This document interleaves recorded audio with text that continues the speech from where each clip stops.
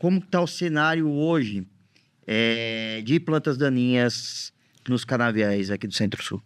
Ô Marino, olha, existe vários cenários que a gente identifica quando a gente vai passando.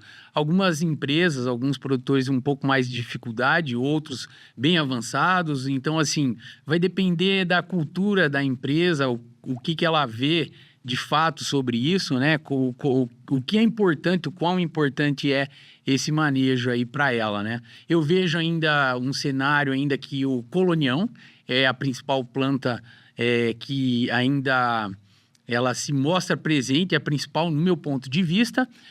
Logicamente que tem as sementes grandes, a mamona, a mucuna, que hoje depois a gente até fala de uma solução a melhor que a gente desenvolveu até hoje, não existe melhor que essa, fazer o máximo com o mínimo.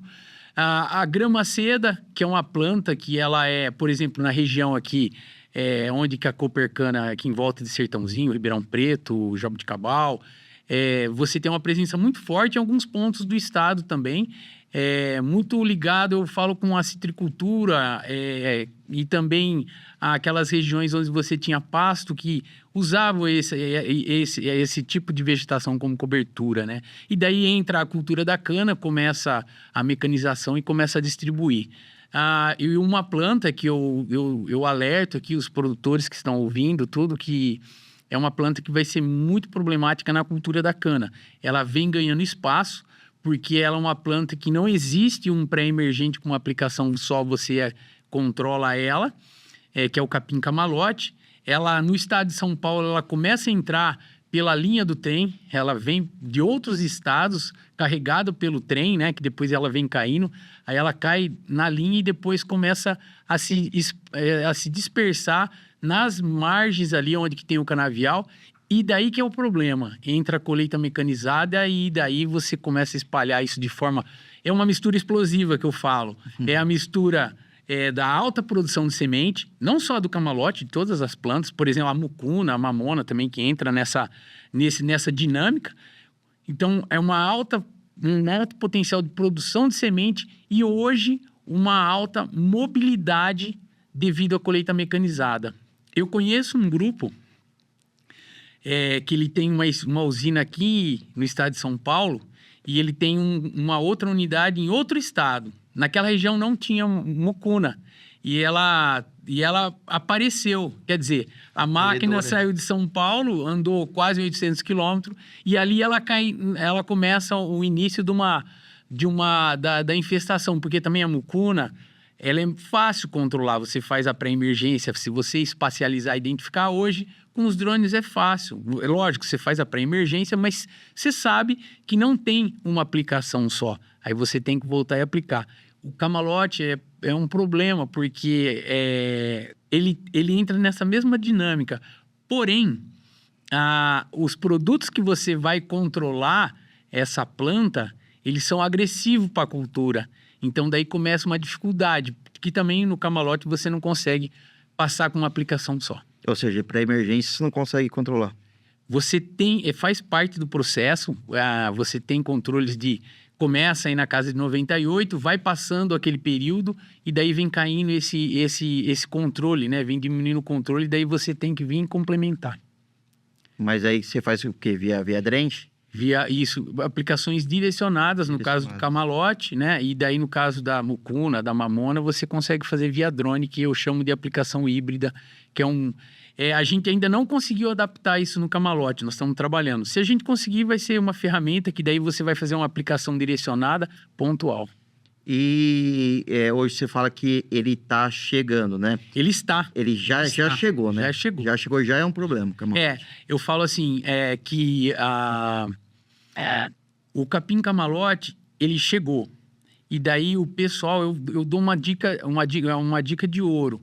Se você achou o camalote na sua propriedade, ou dentro de uma unidade produtora, numa usina, cerca aquilo lá. Faz um programa de fato de não deixar ele sair ali pela colheita, sabe? Pela colheita. Se ele entrar numa área infestada, a colhedora saiu dali, ela vai contaminar outro talhão de cana. Às vezes é do lado, às vezes vai embarcar numa prancha e vai 30, 20... Viajou 800 quilômetros? Isso mesmo. E daí a gente tem hoje, por exemplo, o próprio produto da BASF, um excelente. Quem não sabe, uma coisa que a gente descobriu na nossa pesquisa e desenvolvimento que a gente foi entendendo, e a gente descobriu através de ensaios, que o próprio platô é um grande produto para o capim-camalote. E é lógico, ele, em associações, ele, quando em dose cheia, também se comportou muito bem no controle do capim-camalote. Só que você faz o platô na pré-emergência, um produto que inovou, né? Ele inovou quando a gente pensa em aplicações na seca, em seletividade, porque você precisa aplicar na pré-emergência, não só o platô, todos os produtos. E ele trouxe isso para a cultura, né? E começou... eu lembro quando eu comecei a trabalhar, em 2000, eu falo assim que eu comecei a trabalhar e o primeiro produto que nós desenvolvemos na seca, eu era recém-formado, isso em 2000, na usina Santa Luísa, em Motuca. E daí a gente desenvolveu o platô naquela época, e é um produto que ele já está adaptado, essa aplicação de pré-emergência.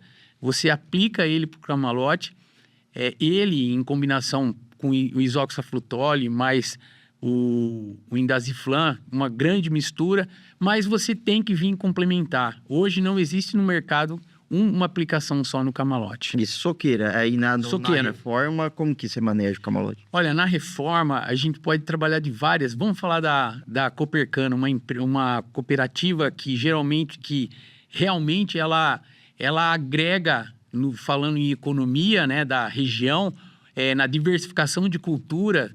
Tem inúmeras formas. Na soja, você pode aplicar os pré-emergentes, fazer as aplicações com glifosato. No amendoim, o platô também é utilizado com grande sucesso no amendoim também, através da rotação de cultura. Você pode fazer as desinfestações quando você tem grama, e se o camalote estiver lá com o contém, eu já reforma, cana sobre cana, né? O platô na reforma também. Então, vai depender do que você precisa. Eu vejo que você pode agregar na rotação de cultura, e quando você precisar acabar com uma área que você... Vai depender do manejo e o que a unidade produtora ou o produtor precisa naquele momento. Mas o interessante é que com o platô você pode fazer as desinfestações com ele em cana sobre cana, respeitando os 90 dias a 120 dias, né? Com contém também, que é um grande produto para o capim-camalote. A gente tem um estudo, eu lembro quando eu estava trabalhando aqui na região de Pradópolis, numa usina, a gente fez um trabalho também com a professora Núbia, na época ela era da Unesp, e o próprio Contém foi uma das melhores associações para o controle do camalote naquela época com o Clomazone. O Clomazone. Que também é um grande parceiro Então, para o camalote. Ou contém ou platô, eles agrega nesse manejo. Ele agrega, ele faz parte do manejo do camalote.